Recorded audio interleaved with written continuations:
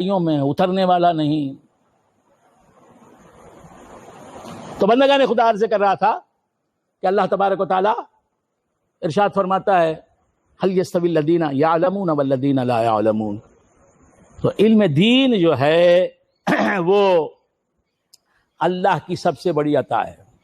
اور انسانیت میں طبقات ہیں، انسانیت میں مختلف طبقات ہیں،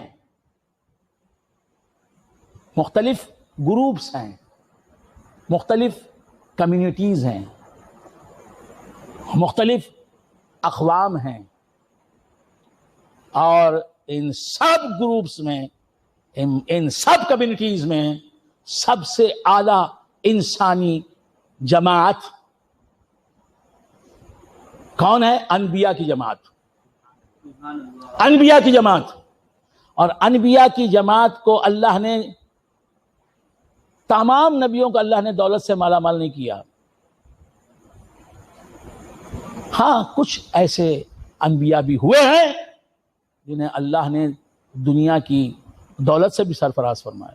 حضرت سلیمان علیہ السلام کو اللہ تبارک و تعالیٰ نے پوری سرزمین، پورے روئے زمین کا حکمران بنایا، پوری زمین کا مالک،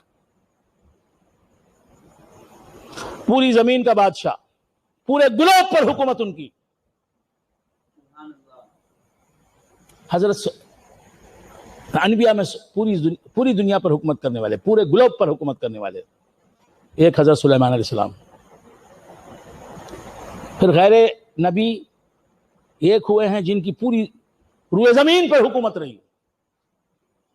وہ کون؟ حضرت سکندر ذوالقرنین رضی اللہ تعالی. حضرت ابراہیم علیہ السلام کو بھی اللہ تبارک و تعالیٰ نے کافی دولت نوازی. حضرت سلیمان علیہ السلام کو تو پوری دنیا کا بادشاہ، حکومت پوری دنیا کی نوازی.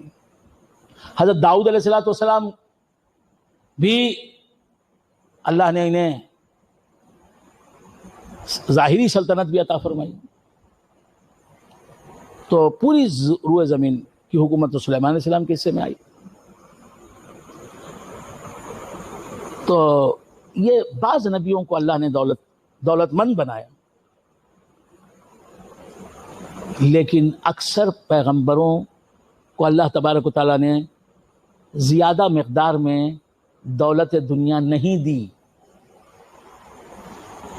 تاکہ انسان یہ بات اس تاریخی صداقت کو ماننے پر مجبور ہو جائے کہ اگر دنیا کی دولت ہی سب کچھ ہے تو یہ ہر پیغمبر کے حصے میں آنی چاہیے. نہیں، بعض پیغمبروں کے حصے میں آئی اور وہ اللہ نے دے دی. وہ تو نہیں چاہتے تھے کہ دولت مند بنے. سلیمان علیہ السلام نے دولت نہیں مانگی، اللہ نے دے دی.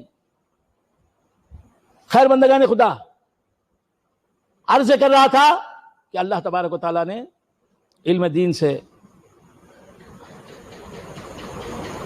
دین کی اہمیت بتائی اور انبیاء کو اللہ نے کیا دیا؟ علم دین سے نوازا. اپنی قوم میں سب سے زیادہ علم دین رکھنے والا اس قوم کا پیغمبر ہوا کرتا، نبی ہوا کرتا. اللہ تبارک و تعالی علم دین ہی کو وحی کے ذریعے، وحی کی شکل میں ہر پیغمبر کو عطا فرماتا ہے. آج سمجھ میں؟ اب یہ علم دین انبیاء کے حصے میں آئی، تمام انسانی طبقات میں. کس لیے؟ کہ علم دین اللہ کی سب سے بڑی عطا ہے. بات سمجھ میں آ رہی ہے؟ اور یہ اللہ کی عطا تمام پیغمبروں کے حصے میں آئی اور پیغمبروں کی دولت بنی، پیغمبروں کی حکومت بنی، پیغمبروں کی سلطنت بنی. علم دین ہی نبیوں کا اثاثہ، نبیوں کی دولت، نبیوں کی سلطنت، نبیوں کی حکومت سبحان اللہ سبحان اللہ. ان کا سرمایہ،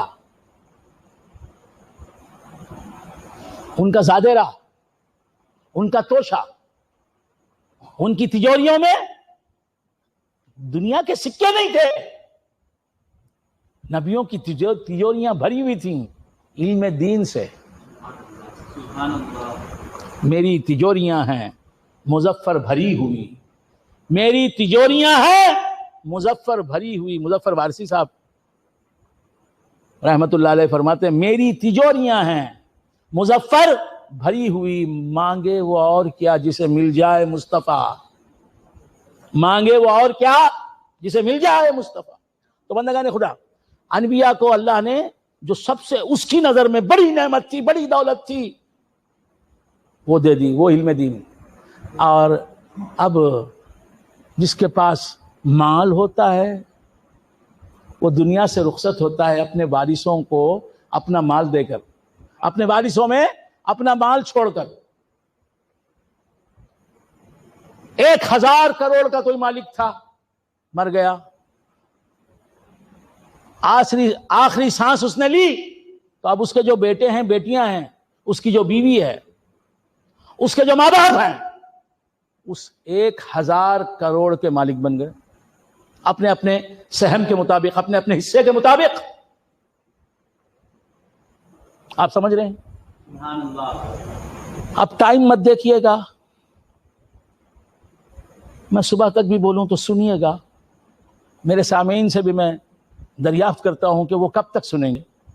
بتائیں، کمنٹس میں بتائیں کہ 12 بجے ختم کر دوں یا 1 بجے ختم کروں یا 2 بجے یا 3 بجے، یا ادھر اذان فجر کے لیے مؤذن درود شریف پڑھے تو میں تقریر ختم کروں.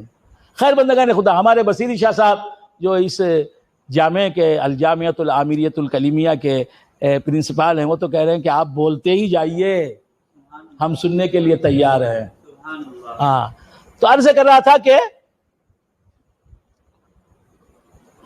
تھا کہ انبیاء کے حصے میں جو دولت آئی، اب کوئی مالدار تھا، مر گیا، اس نے چھوڑا اپنے بچوں کے لیے، بیوی کے لیے، ماں باپ کے لیے. کیا چھوڑا؟ 1000 کروڑ روپیہ. دیکھو میرے بھائی، تم بھی اگر تقریر کرتے ہو تو یہی لب و لہجہ ہونا چاہیے، زبان ایسی ہی ہونی چاہیے. کوئی کچھ بک رہا ہے، زندی مرغی بھائی تقریر کر رہے ہیں، زندی مرغی. یہ کار کنم کا لہجہ، یہ ستواچاری کا لہجہ ہے، یہ رحمت پڑا کا لہجہ ہے، زندی مرغی. یہ مدراس میں بھی یہی بولتے ہیں، رائی پیٹا کا لہجہ. یہ رائی پیٹا کا لہجہ نہیں، یہ اردو کا لہجہ ہونا چاہیے. آپ سمجھیں، زندی مرغی نہیں ہے، زندہ مرغی. وہ یہ دیکھ رہے ہیں کہ مرغی ہے نا مؤنث، اس واسطے زندہ کو زندی بنا دو. نہیں، عورت بھی زندہ رہتی ہے، زندی نہیں ہوتی کبھی. زندہ عورت، یہ سمجھ لو. اب بولنے کا تو بڑا شوق ہے بھائی صاحب، بڑا شوق ہے بھائی صاحب. جس زبان میں گفتگو کر رہے ہو اس زبان پر عبور ہونا چاہیے تمہیں. تامل بولتے ہو، تامل کے ذریعے آپ تبلیغ دین کر رہے ہیں تو تامل کے آپ کو ماہر ہونا چاہیے، تامل میں آپ کو ماہر ہونا چاہیے. زندی مرغی اور کیا ہے؟ اور کیا ہے؟ بس زندی مرغی، اور بس تازی ہوا آ رہی ہے بھائی، یہ خوش ہو رہے ہیں، واہ واہ واہ واہ، کیا تازی. یہ بلال بابا کا لہجہ چھوڑو، سمجھا آپ نے؟ ہاں، تو کیا عرض کرا تھا، بھول گئے آپ حضرات؟ جی کیا؟ یہ دیکھیے، یہ وہ ترکی زبان بول رہے ہیں. بھیا مجھے ترکی نہیں آتی. ہاں، تو کیا عرض کر رہا تھا؟ No itself I cannot follow even.